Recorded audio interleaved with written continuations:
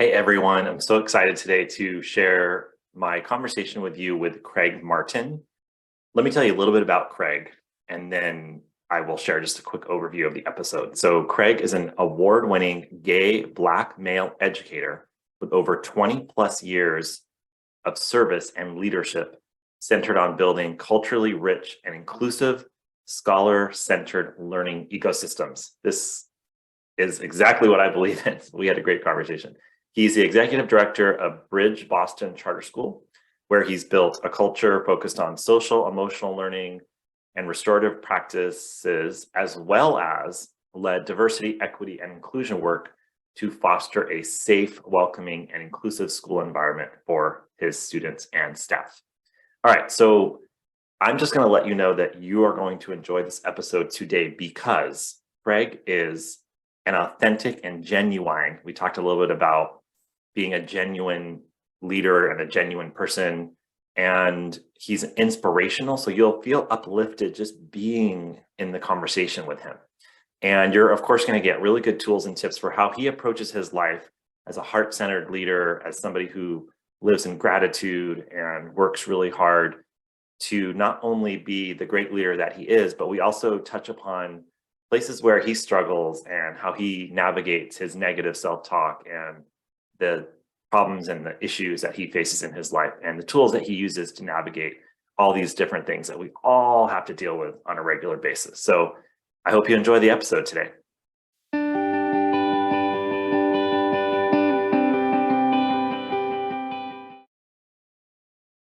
All right, welcome everyone. I'm so excited to be with Craig Martin today. Hi, Craig, how are you?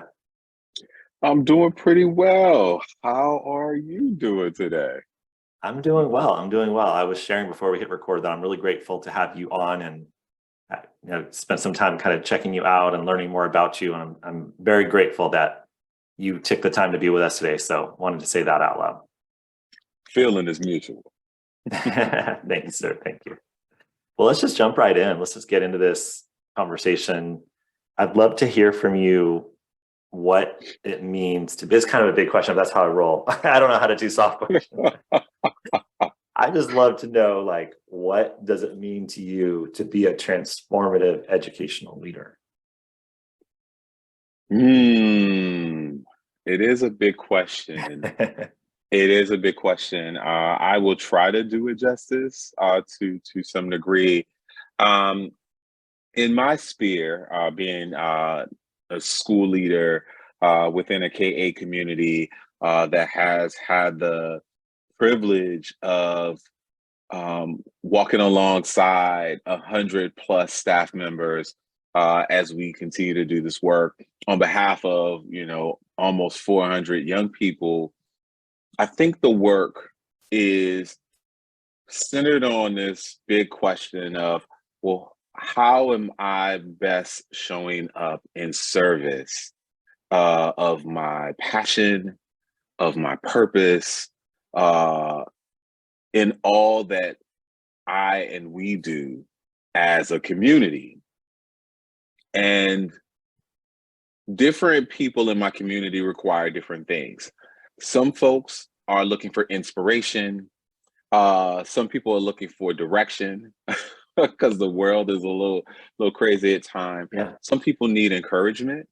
And some people just need a guide, someone who is able to walk right alongside them, ask them really good questions that'll help them change practice. The goal generally is some paradigm shifts. Sometimes it's some of that hard work that builds collaboration, but also inspires people to tap into their own genius.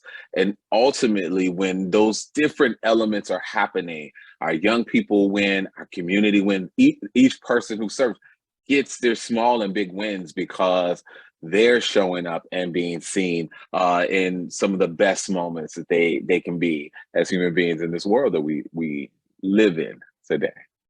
That's like honestly the best 1 minute answer I've ever heard. Like literally, that was super impressive. And now we can just dig in on some of the amazing things you said. I'd love to hear. I remember when I was first deciding if I was going to go into education, and I read a book by Tennessee women's basketball coach Pat Summitt, And this really resonated with me. Like, you remember something. I was on the train going home from college, and I was like reading this book, and she said that her number one piece of advice after 30 plus years of coaching and all the national championships is that you really get to know your players, and that you understand what each individual needs, and like how they need to be, what information needs to be delivered. And you had mentioned kind of each person needs a different thing. So I'd be curious, how do you navigate that as a leader? For teachers that are listening, or whatever role you're playing in the education space, how do you navigate really understanding what each individual might need when you have a group of them? Yeah. And I would share, I got 40 plus years on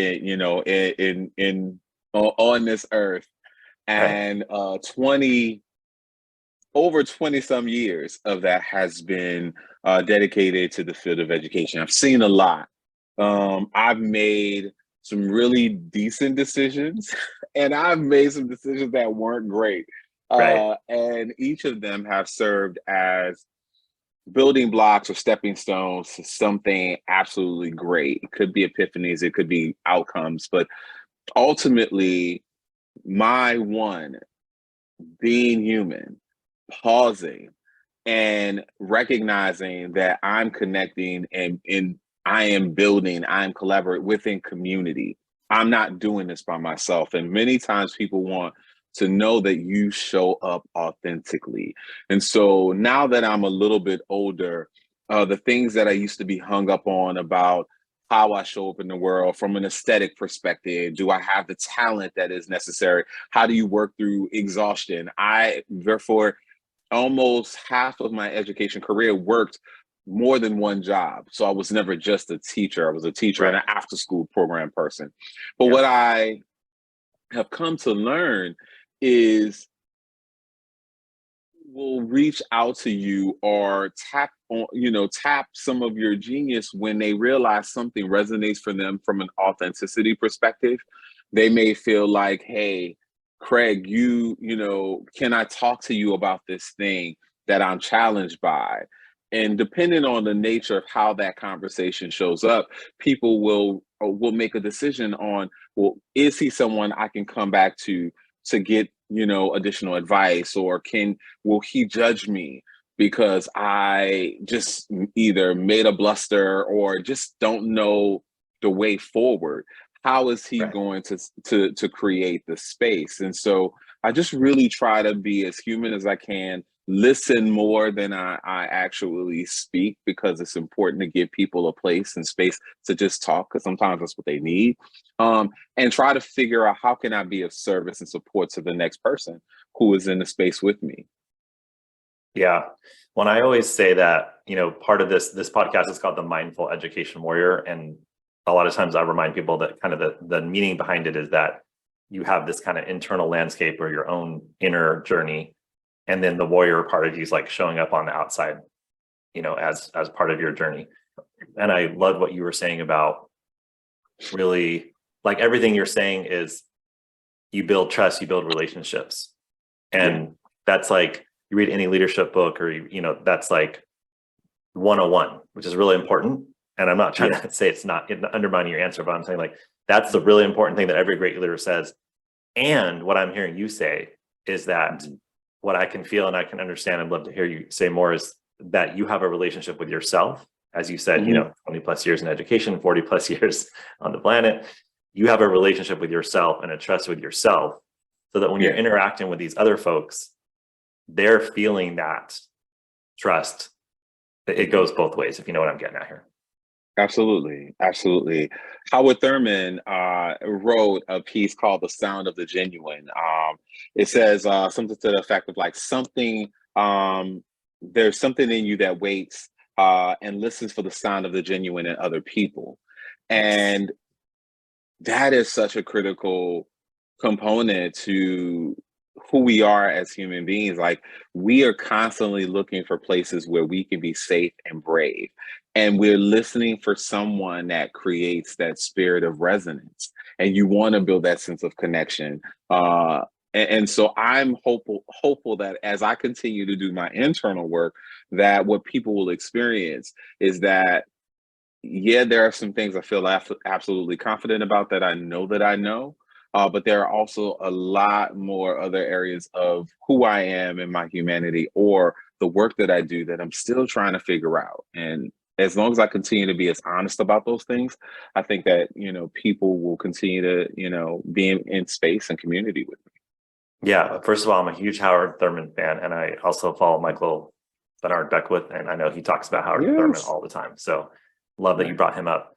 Yeah. And I feel like what you're really getting at too is this. You've mentioned it a few times. This authenticity, and Yes. again, I feel like people, especially kids, Mhm. especially kids, they can sniff it out so quickly. But Oh, even adults, yes. right?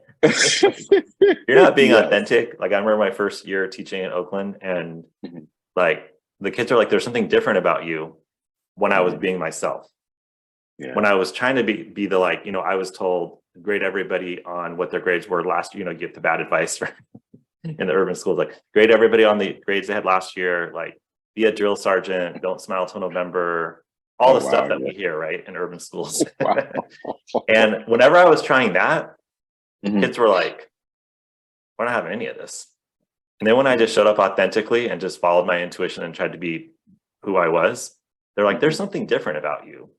Yeah. And they picked up on that really quick. And I feel like every human being can pick up on authenticity Mhm.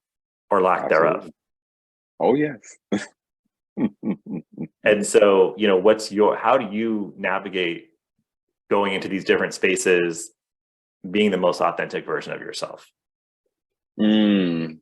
Well, I'm also a fan of Dr. Brene Brown, and I one of I mean, so many lessons that she speaks to, but Brene talks about braving, right? Which is boundaries, reliability, accountability, vault, integrity, non-judgment, and generosity, if I'm not mistaken.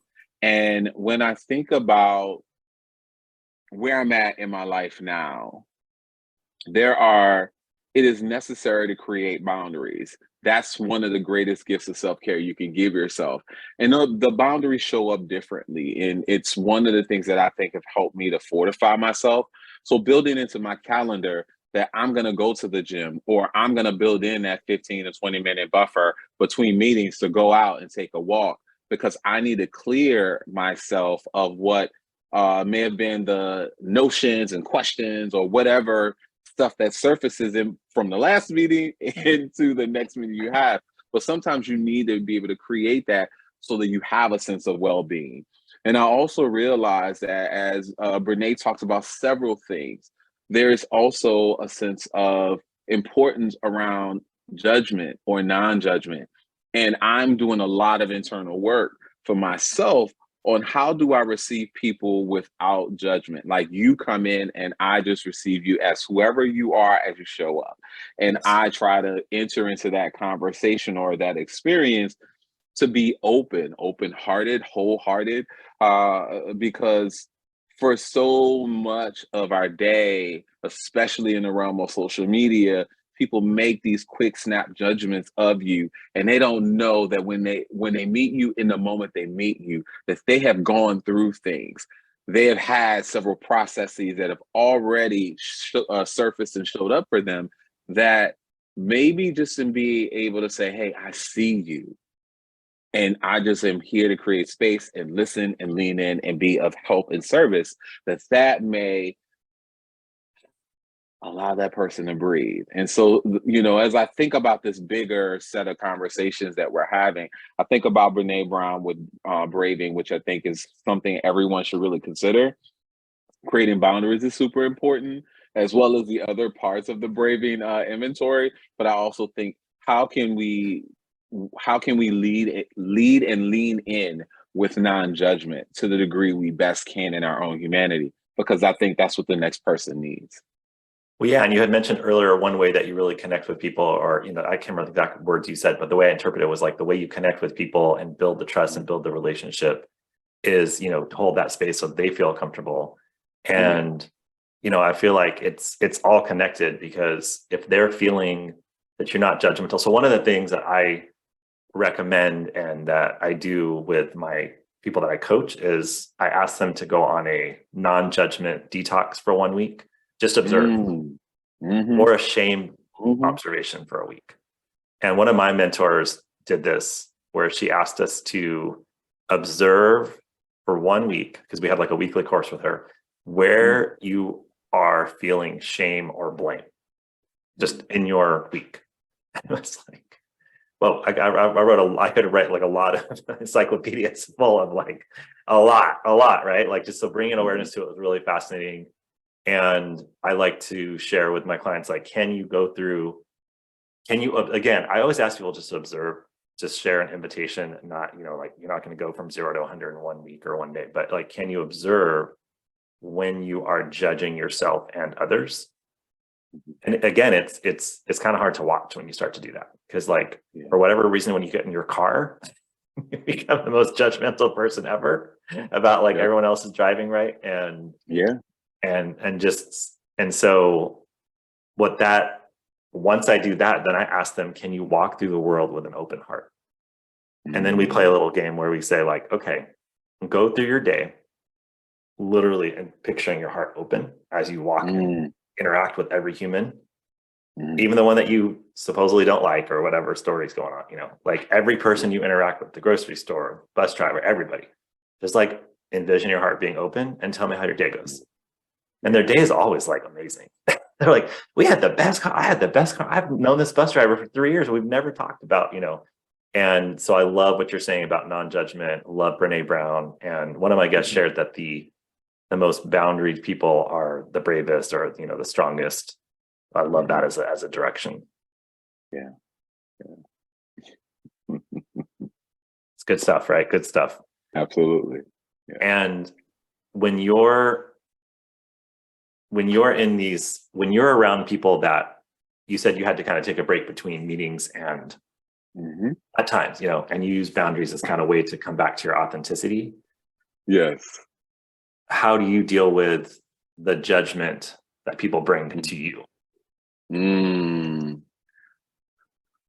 If you would have talked to my 20-year-old, 30-year-old self, it'd be like, a whole bunch of cussing. I tell you, a whole bunch of that. But I'm a little bit, I'm a little wiser today than I was then. What I realized, especially during the pandemic, and some, will question whether or not we're still in it, depending on your notions of politics and, social media. But what I found was I would book there's a couple of things that are also part of boundary setting. For me is my calendar. Anyone in the world can actually, lock in time on my calendar at any point, 15 minutes to an hour, if whatever you need. Right. I recognize the open door policy is important, and being able to say, you have the ability to lock in time that mutually is exclusive for us to commune and talk about and relate to anything. One of the things that I realized was with people who are human, who have little children that they're trying to nurture while they're in the classroom, but they also are parents and are nurturing young people at home as well for their own biological children, or the caretakers. So you caretake in the day with the kids or the adults we serve and lead with, but you also go home and you are nurturing or are taking care of your grandmother, your aunt. And like all of that was part of some things that were showing up in the conversations. And so that was something, because as a leader, you're carrying some of that with you. And that's part of the work. But I also had some folks who said some things that weren't kind, some things that diminished, your humanity, making little snide, commentary in meetings that would cause a lot of friction. And what I found was, because I had built these back-to-back meetings, I wasn't able to really just step back and sit back and allow whatever happened before me to actually be compartmentalized, put in a box, or that I could quickly process it and shoo it away.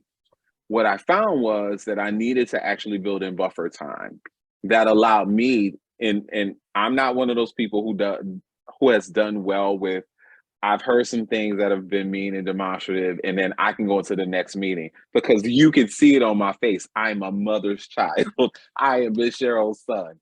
I do see how it shows up on my face, and the next person's like, "What in the world just happened?"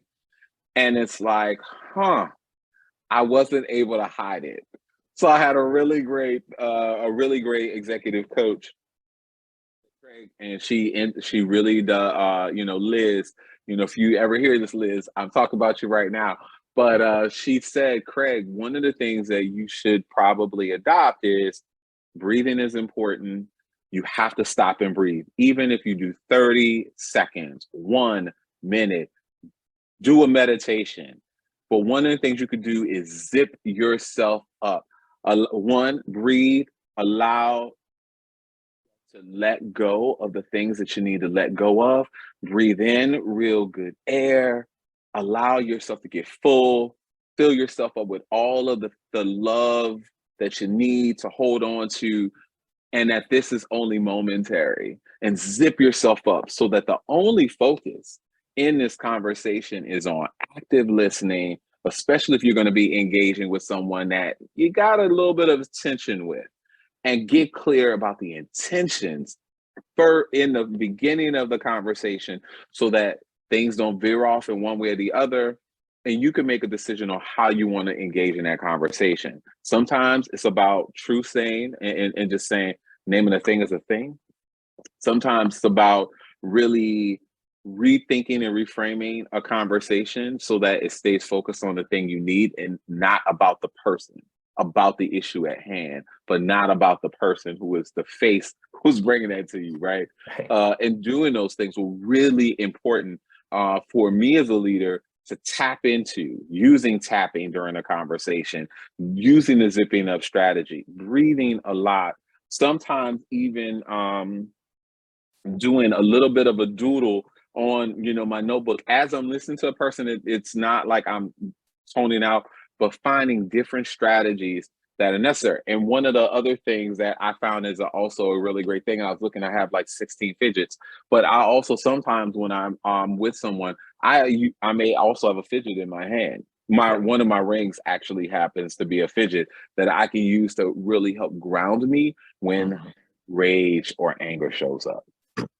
So good, so good. And I feel like there was so much juice in there. And a couple of things I wanted to highlight is I want people to hear, because this is one thing I've been really trying to share with the listeners, is that you have to prioritize yourself, and you have to prioritize, like, so you said this a few times, I do a meditation or go to the gym or whatever it may be, and not having the back-to-back, having the space in between the back-to-back meetings. I feel like in our culture, it's all about the back-to-back meetings, and you're getting pride from like, I'm so busy. I have so much to do. I have so many meetings. I'm so important.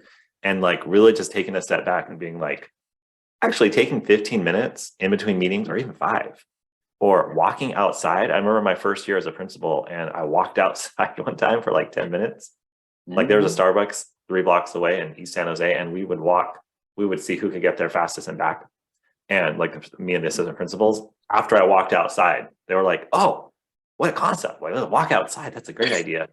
But those little things, like we don't even think about it, right? And so what I'm hearing you say is that you have these real clear boundaries with yourself so that you can show up in the more difficult meetings, or the places where it's, you might have a certain situation where, you might feel a little triggered or upset or whatever, or the rage is going to come out. And I think that what I also heard you say is that there is an awareness, like taking that time and then throughout your day, using this, I think you said zip strategy, right? It's taking a moment to be self-aware. Yes. And I train leaders, and I always say that if you are willing to be self-aware and get to know how you're feeling throughout your day and what's making you, mad, happy, or sad, that you will be a better leader. And just being aware of that is actually a huge part of the game. And then to your point, being aware of how you're feeling and then creating these strategies and structures like all great school leaders do. We got great systems and structures, right? But we have a lot of great systems and structures about like our lunch duty and our teacher check-ins and all that, but we forget to have them for our actual self-care, which makes us a better leader. Absolutely. Yeah. There's a lot in there, but I just, I'd like to hear any other any other things you do around your own practices. What are you really, because the other reason I love my I would say I love my title, but one of the reasons I think the title is what I'm trying to make a point with the title, Mindful Education Warrior, is that like there is a discipline. There's a warrior part to this, which to your point around boundaries is, it's you're not just sitting and meditating all day. You're not just, taking care of yourself and all that kind of stuff.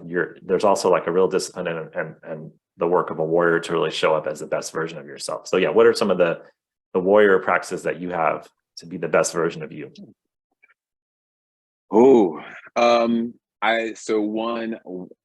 Waking up and breathing is necessary. All of the thoughts that surface of these things didn't get done. I got to get them done today. I got this, amount of time that I have, and you feel a rush.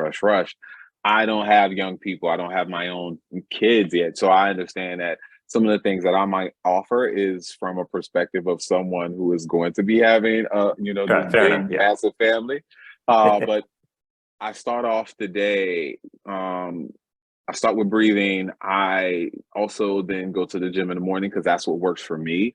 I understand that if I work out and breathe and do the things that I need to do to work out all of the demons of yesterday, that I'm a better person and I am more agile in my thinking and my flow by doing that. I also have about an hour commute in the morning. So I listen to a host of different podcasts, and I listen to things that feed my spirit because I know I'm going into an environment where people are going to need positivity, sensitivity, empathy, some direction and firmness as well. And so some of those podcasts that I might be listening to is like, sorry, I'm looking because his book is here. Justin Michael Williams, who has a great podcast called The Kingdom. I listen to a lot of Super Soul with Oprah. I also love TD Jakes, the Vibe Check. So there's some different things that I listen to in the morning just to kind of get my spirit ready, get my vibe right in the day. And those things are important. I also have gratitudes that I do in the morning. So that might be along the way that I start on my hour commute. Or if I walk into my office, I might put right on my whiteboard, here's 5 things that come to mind I'm grateful for, because I realize that someone right next to me may not have the very things that I have, like a warm pillow, or I have the ability to choose what coffee I want to drink. I have options and resources to do that. And sometimes just the simplest things are things that humble us and humanize us and allows us to move forward in empowering others during the day. Yeah, I love what you said. I also appreciate that you said, like, I'm offering this to someone who doesn't have children. And I feel like this is possible regardless of what your, whether you have 10 children, 0 children, or 4 jobs or 1, like the reality is when you really commit to this, and I always tell this story that my listeners get tired of it, but I used to meditate in the janitor's closet when I was a principal because I had small children. They were 3 and 5, and they came to school with me. So like that was a whole situation, getting out the door and getting them to my job and trying not to be late as a principal, like getting mad at other people being late. And I'm like, come on, guys, I can't be late. And so then once they got into class, I would literally run upstairs and then take like 15 minutes to just do a quick little centering meditation, clear my thoughts, and then go downstairs and greet all the families. And so it's possible, right? It's possible. And then, I find times in the day where, to your point, you just prioritize it. And, and you said, yourself, like you go to the gym because yourself, it's in the mornings. For me, I would never be able to do a morning workout, but, I find other times to do it. And, but I think what's really important for people to hear is that you prioritize it and you have a routine in the morning, which is not a small thing, because what you're saying is, I'm taking control of the inputs I'm going to Yeah. receive on my 1 hour commute. So Oh, yeah. instead of maybe listening to the news, which could be full of bad, negative energy, like, you can fall, like, I don't like to listen to the news. I like to go and kind of like educate myself on what's going on, but not go inside the doom and gloom. Mm-hmm. And, but that 1 hour is, you said you're feeding your spirit or, getting it ready or however you worded it, but it's like, that's really important because I do the same thing. Like I have my list of podcasts and different people. Like I said, I listen to Michael Beckwith every Sunday morning. He has a meditation, he has his service, like, and they don't even cost money. That's the other thing too. Like you don't have to pay for this. You could do this in a way but what I want people to hear is that you have to really be aware of what information you're bringing into your mind, body, spirit, like what information you're bringing in and how you're operating throughout the day. Back to one of your original answers, that you shared was that you find a way to be a person who can hold a relationship or hold a space where they trust you. They feel comfortable. You said that, to be a transformational leader, people are trying to find their passion and their purpose and to kind of find some of their genius. And in order to be that mirror, there are certain very intentional things you're doing to allow people to feel comfortable in their space. Yeah. Yes, absolutely. I'm a Southerner as well. So some of the other things that are very tangible things you could do, I have snacks and candy and coffee and cocoa and tea in the space. So sometimes people just need to be fed and they just want something that'll keep stirring their day. So I also do that. Being from New Orleans, I'm like most Southerners are like, I don't like what you're not Southern enough if you ain't got a little food that you can offer to the people. What is it? Sweet tea? Do you offer some sweet iced tea too? Hey, all right now. How sweet do you want it? I love it. I love it. I remember when I was opening my charter school about 8 years ago, and I had just gone to a very contentious meeting with the district, and I was so stressed out, and I hadn't really been doing these practices and really having this kind of inner work. And I went to meet with an actual, I didn't realize this till this part of the story. It's now an actual Michael Beckwith affiliate, but it's right across the street from our school. It's a Unity church. And I went to meet with the minister there about some partnerships with like preschools and stuff. And I was so stressed out. And then I walked into his office and it was like fountains and like Buddha statues and like rocks and just, it was peace. It was literally like peace on earth. Like I walked in there, I was like, so it's like, and that's the outside space, but really the outside space he had created was the reflection of his inside space, right? So when I walked in there, all of a sudden I felt like the world's not a terrible place. Maybe the school actually opened. Like people aren't bad. They're just doing their thing in the district. I'm doing my thing over here. Like nobody's bad. And I was able to like the whole entire situation was shifted in my mind and my heart because he just invited me into his office. And so it's real when you have food and when you create a space but really it's like, what are you doing on the inside, right? Yes. Now I want to eat something. Hey.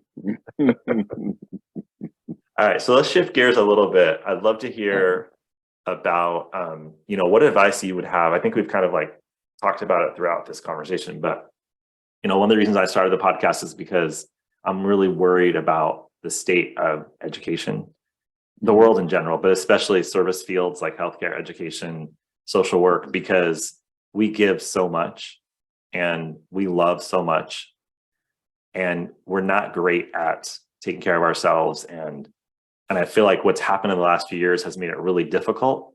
Like we can't kind of keep it all together as much as we used to. And I do a lot of consulting, and a lot of the spaces I'm going into now, they're all struggling with the same thing, which is like kids are really struggling, adults are struggling, and it feels like we have a little bit of a mental health crisis on our hands, not a little bit, like a serious one. And so I really love to ask my guests, what advice do you have for people that are in the grind of the day-to-day schools, and what can they do? What are just some simple things, or just kind of anything you might want to offer to someone who's listening that's really trying to help themselves be better while also being great at serving their community? Well, I would share this acronym, MARCH.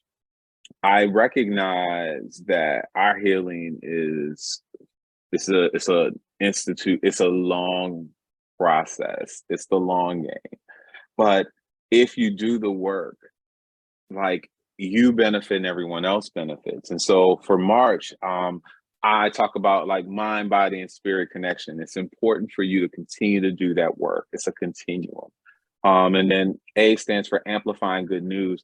I don't listen to the news in the morning. I have gotten to a place where I just want to see what I need to see in order to do the work I do. But I always, lean into that song from The Wiz, "Don't nobody bring me no bad news." Because we realize that it weighs you down, like your shoulders go down, and you wonder why it is that I'm feeling so tight right now. And it's like, so you didn't got this onslaught, like in 10 minutes, you have heard all of the worst ills of the world, and then you're supposed to go out and do good. I want to start my day in a different way. So amplifying good news means I will name my gratitudes. What am I grateful for? I am going to I send voice notes. So I will make a voice note, say, "Hey, what's going on, people? What's going on, family? How y'all doing? I Oh, I love love that y'all," idea. and sending that out, because that changes the energy, the atmosphere. I also think about rising with resilience. What happened yesterday, or whatever mistake I made yesterday or the day before, the last week, that thing happened. We got to keep moving. Every person who has been an Olympic champion in some way, or a warrior, as you talk about, or anyone whom has ever been on top or is on top in life, has also had falls. They have fallen and they dust themselves up, and we keep moving forward. But I think that it's also important for you to create brave care spaces. Those spaces, sometimes you create them for you, and you are a byproduct of what you feel you need, but sometimes you need to create them for other people, where you can come together and say, "Hey, what are the ways we can reinvest in ourselves, reinvest some good stuff into each other?" So it could be that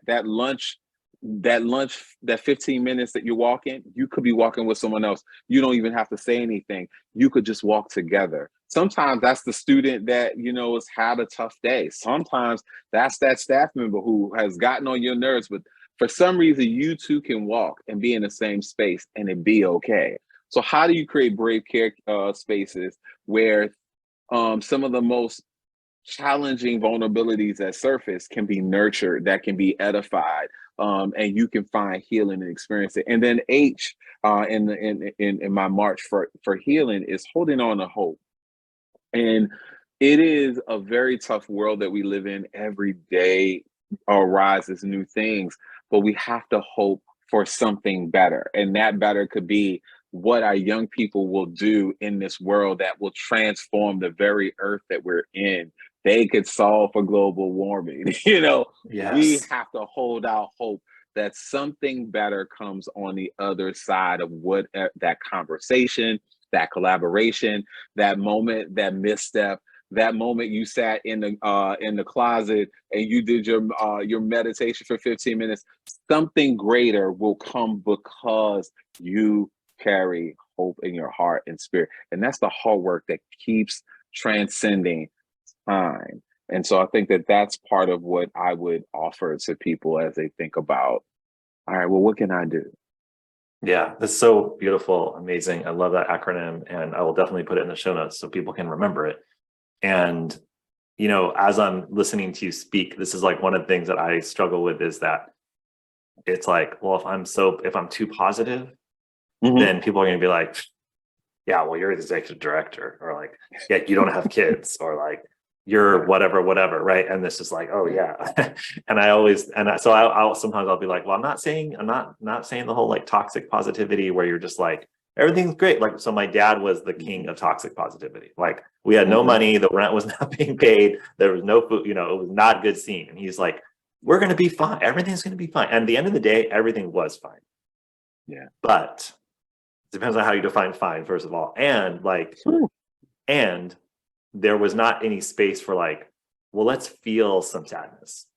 Let's Yeah. actually say like, no, we're sad right now that, you Mhm. know, that you're about to be on welfare again. Like, it's okay. Like, let's not just pretend like everything's okay. So I always Yes. struggle with the like, how do we hold the space for Mhm. hope, hold the Mhm. space for feelings and the sadness, and keep moving us forward? Yeah, you can hold both at the same time. So today Yes. I've had very tough moments of fighting back negative self-talk. Yes. So when was on, I woke up in a very much a funk and like really trying to figure out, all right, well, what is my next chapter? Like I got these big life questions. I didn't work out today. I felt this way. Oh, this thing here, I'm plagued. I don't have the words to pull this wonderful proposal together, or I didn't articulate this thing right, or oh, so and so felt like I slighted them today. Like all of that happened Yeah. today. And it's like I carry that, but I also carry a sense of Craig, just breathe. It's all right. There's some opportunities Yes. to, if you did, harm someone, you can try to make amends. And that also includes you. You can do that for yourself. So I don't want anyone to sit here and listen to this conversation and think like, oh, it's all blossoms. It is not. It is not. I've had some moments today, and it's taken a lot of different moments to get me to this place where I can speak, in a way that I am today. Because I recognize both can be true at the same time. It's okay to not be okay. The question is, well, what are you going to do with that, and how long do you stay there, and what are the tools you need in order to manifest a different experience that can be gratuitous? Because you don't have to live in that moment. That circumstance and situation doesn't define your future or what you're destined to do. It really is about the moment by moment choices we make to choose a different perspective. Doesn't mean that you didn't experience being homeless. It doesn't mean you were not someone who experienced domestic abuse. It does not mean that, yeah, the rent is due and you don't know how you're going to pay it, but you got to go to work, even if you don't feel well. Like those can be true, and you can still say, but it's going to get better on the other side. I may not see it right now, but Right. I have not I've not gotten here today in this moment and not had other moments where I've fallen and I've still not risen and great things have happened. So both can be true. Both can absolutely be true. Yes, yes, yes. Yes. So yes, my favorite line, both can be true, and both things can be true at the same time. And I love your answer. That's the nuanced answer that I would try and share with people. And you know what's funny? You're 3 hours ahead of me, but I had a rough morning. I had a Hmm. so we were scheduled for 10:30 Pacific, which is 1:30 your time. And I was like, I don't know if I can do this podcast this morning. Like, I got to really pull myself together. I can't believe he scheduled it for a Monday morning. Got to blame you, like we got to blame somebody else. Yeah. And I Yes. was like, I need to block off Mondays. I can't do podcasts. And of course, we're having a great conversation. But like, I think that Yes. negative self-talk is real, Hmm. and it's Absolutely. very real. And I'm Yeah. working with a group of teachers right now, and I'm asking them just to really notice their thoughts, Yeah. because those thoughts will take you down. And what I really heard you say is that you are not a victim. Mhm. So I love the book 15 Commitments of Conscious Leadership. It talks about if you can feel your feelings. I can't remember the research. I want to say it's like 5 or 10. It's seconds, maybe 30 Mhm. seconds or less.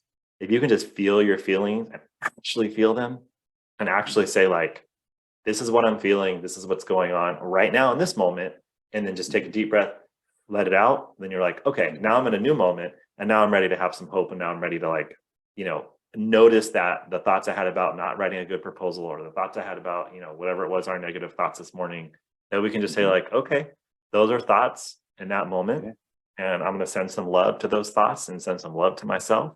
And then I'm going to take a deep Yes. breath, and I'm going to be like, wait, like you just said, I didn't get here by being a victim of my circumstance, Mhm. right? I'm not a victim of my circumstance. My circumstance happened, Yeah. and I got to heal and feel and all that good stuff. And Yeah. at the same time, I can be hopeful and use all these practices to really propel myself forward. Love it, love it, Absolutely. love it. Yeah. This has been a great conversation. I could talk to you all day. Mm. And I do think it's really important that we ended with, this is good advice. You're an imperfect human. I'm an imperfect human. And we are working on ourselves. And the inner work you do shows up on the outside. When I was perusing your website and your school, I was like, this guy's really impressive, and people will say that to me a lot. And I'll be like, well, it's not that complicated. It's pretty simple. I take care of myself. I follow whether you call it God, source, life, whatever you want to call it. Everyone has, whatever you believe in. I follow that and I listen to that. And each day I have conversations with, in one of my episodes, I talked about the inner child, like the wounded inner child. I had conversations with the negative self-talk. I have those conversations. And I love that part of me. And then I go and I do the next thing as the warrior that we are. Right. So thank you so much for a great conversation today. I always like to end with two things. Anything you'd like to share, like your website or anything you want people to be able to, to learn more about you, or any offer you might have, anything like that you want to share? I mean, first and foremost, thank you so much, David, for inviting me to be part of this conversation and be part of your wonderful family. It has been really invigorating to be in conversation and community with you. So thank you so much for that. And I'm out here in the social media world. So if you happen to see, if you look for me on CraigCMartinLeads.com, that's my website. I'm generally like Craig C. Martin, whether or not it's LinkedIn or Twitter. I think I'm Craig C. Martin 12. But yeah, connect in any way that moves your spirit. And I'm a servant to the people and to the world we live and learn in. So however I can be helpful, I will try to help. So thank you. Thank you so much. It's been really such a pleasure to be with you today. And, I think I'll close with saying that I feel a lot better, even though I felt like I should cancel this podcast, right? Because that moment passed. And I think the power of community and conversations, like I always talk about, you're the average of the 5 people you spend the most time with. So start to do a little inventory about the 5. Okay. About 5 years ago, I did that, and now I have different friends. Okay. All right now. I love them from far away, but we don't talk as much as we used to. Hey, I love that. That I have done that as well. Yeah. So find your community, find your group, and reach out to people when you are having those negative thoughts. You do your inner work and you work through it, and at the same time, you reach out to the Craigs and you're like, "Hey, Craig, I need to talk." Oh, I wanted to ask you. This is just a curiosity. The voice notes. Who do you send those to? Oh, any people who are in the tribe. So I think I have 4 group chats going right now. And so, yeah, I can do a voice note in a minute, because what I realize is texts sometimes don't translate the level of energy and emotion I want. And so I can send a voice note on my phone and just say whatever it is that I want to say. Last week I sung a song. I was really feeling myself. But what that did on the other side was people say, Craig, I needed that. Yes. It was so great to hear your laugh. And so it was so much time. It took 15 seconds, 30 seconds. It changes the atmosphere when you do it from a place of love. And so, yeah, that's what I do. Cool. And I hey, if people want a voice note from Craig, just reach out. Let them know. And I love do it from a place of love. That's exactly where we're going to close. Thanks so much, Craig. Have a wonderful day. Thank you, David.